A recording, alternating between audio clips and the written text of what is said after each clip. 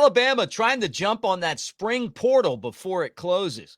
And there's two big-time visitors out there, one in Tuscaloosa today. Yeah, Earl Woods, the defensive back transfer out of Arizona State. And then Khalil Jacobs back in the transfer portal again. Remember, he was with Kane Womack at South, and then it was transfer portal, then he was back in. Now he's back out again. Alabama will be a player in that, plus the NFL draft, a couple of second-round picks for the Crimson Tide. We're going to get into all that right here on the Bama Tailgate YouTube channel. Like and subscribe. Give us a thumbs up. Yeah, I ask you every time, but I want everyone to know that they're welcome here. And I also want to say this: Roll Tide. Let's go.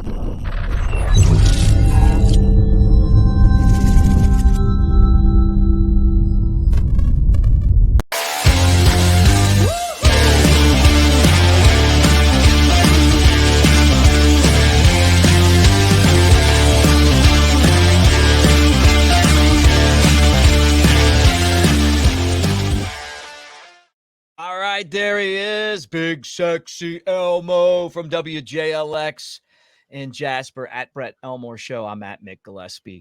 I mean, at Broadcaster Mick, but I am Mick Gillispie. So right. Anyway, Brett, look, let's just get into this because everyone wants to know what's going to happen here.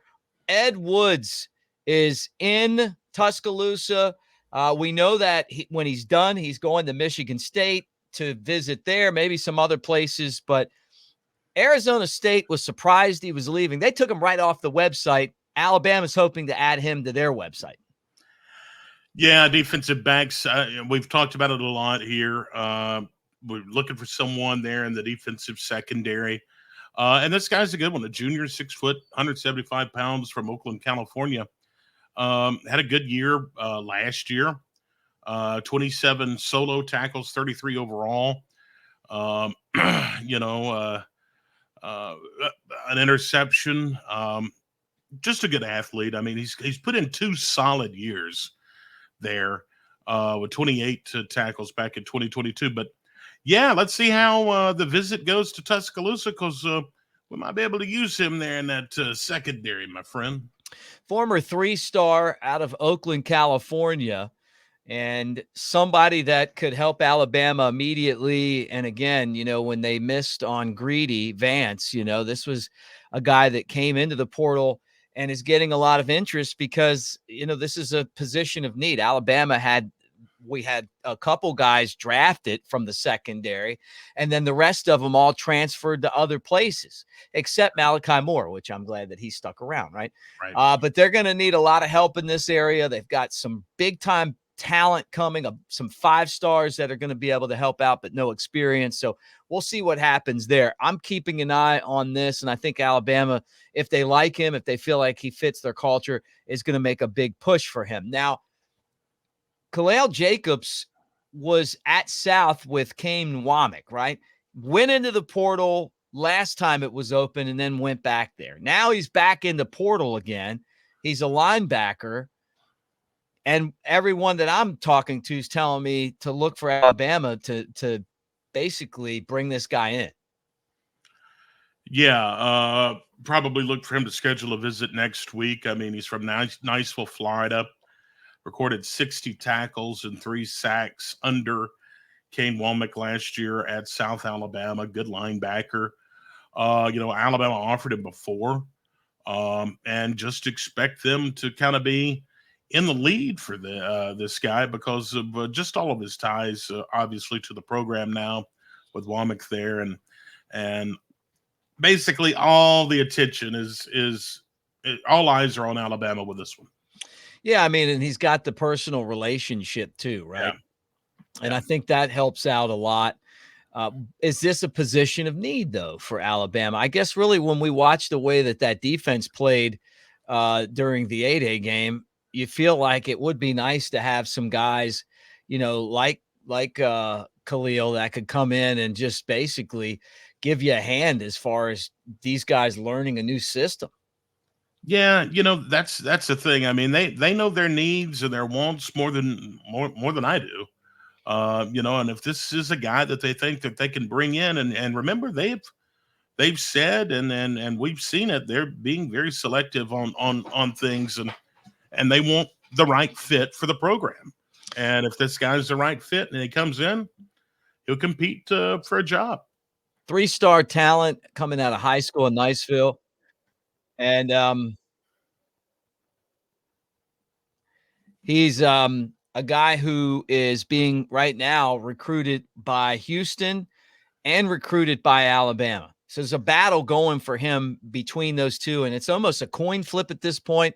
So we'll see what happens. They got to get him on campus, see if they were able to, to bring him home, and that would be great for the Crimson Tide if they were able to do that. So we'll see what happens. He wouldn't have to move far, that's for sure. No, well, he'd know his defensive coordinator because it's his old head coach, right? Right.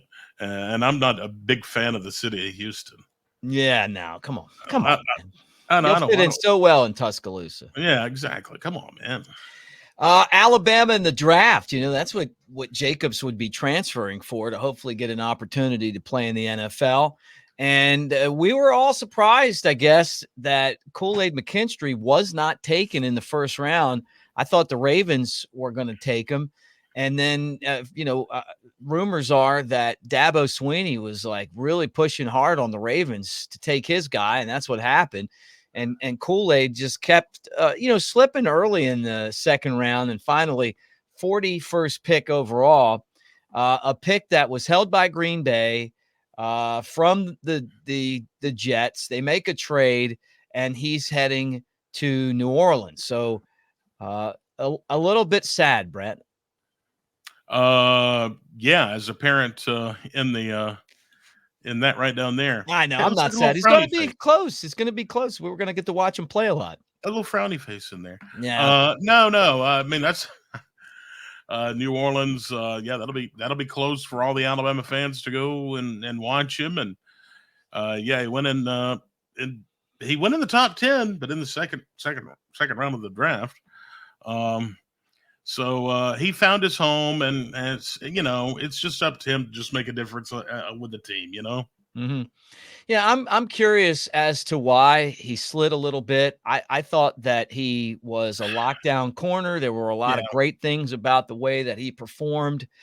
They didn't see a lot of throws his way. They kind of threw in the other direction, and I don't know if that hurt him or not. But the only two negatives that I could think is, some people have told me that maybe he wasn't the greatest practice player, and then the other thing was that obviously the punt situation. I mean, he didn't want to do that last year, and it was pretty obvious that was something that he just really wanted to do. And, maybe that hurt him a little bit. But with that said, this guy could potentially be a star in the NFL if he really puts his heart and soul into doing it. He's got the type of ability where he can be a shutdown corner in the league. Yeah, I mean, decent but not great ball skills. But he's a good player, and this is a position that the Saints, they were looking for. They needed. They traded up to get him. So I think he'll do well there in New Orleans. All right, and then finally, the other guy we wanted to talk about was one of my favorite guys on the team last year, Chris Braswell. Kind of a gritty, hard-nosed, get dirty type of guy, a dog, as they say. I think Tampa Bay got a real good one here with Chris Braswell. And I mean, depending on, the situation in Tampa, he could be like a breakout type star guy. Yeah, they're looking at, I was reading earlier, they're looking to develop his pass rush and squeeze. He's athletic. At the very least, he could be somebody terrific on special teams too. But yeah, that's what I was reading earlier about Braswell. But great that he goes to the Buccaneers, and another Crimson Tider off the list, Yeah, really. Well, it's going to be interesting to kind of see, what happens with Woods. We'll be keeping an eye on that, and obviously the high school recruiting as well, which Alabama continues to do a great job of. The other thing is, I'm hearing rumblings that we are going to see a possible mullet toss from Nate Oates and Kalen DeBoer at the floor Bama today. So Yeah. wouldn't that be something? Yeah, that would be really cool. And I do want to mention, early in the third round, Jermaine Burton also got drafted by the Bengals. Okay. That was kind of one that was on the top of my head too. Of course, we'll get to everybody when the draft is over. But I was glad to see Burton land somewhere. Also, the receiver there from Alabama. Yeah, some big games for the Crimson Tide last year. We'll recap the entire draft tomorrow. When we kind of have more time to do it, and we can kind of get in depth a little bit on a Sunday. But anyway, yeah, good for him. And we'll keep an eye on everything going on in Alabama football and basketball. Brett, you have a tremendous Saturday, and you toss those fish, Mick. You toss those fish. I'll be at the floor Bama today for the mullet toss. Tell you guys that right there. Just you want to watch on the floor Bama YouTube and Facebook and all that. We'll be on there starting at 2:30 to 4. So you want a feel of what it looks like, the mullet toss. Yeah. And who knows? Maybe we'll have some coaches doing it as well. Hey, thanks for hanging out with us on the Bama Tailgate YouTube channel. Again, make sure that you're a subscriber. Give us a thumbs up and roll tide, everybody. Have a great day.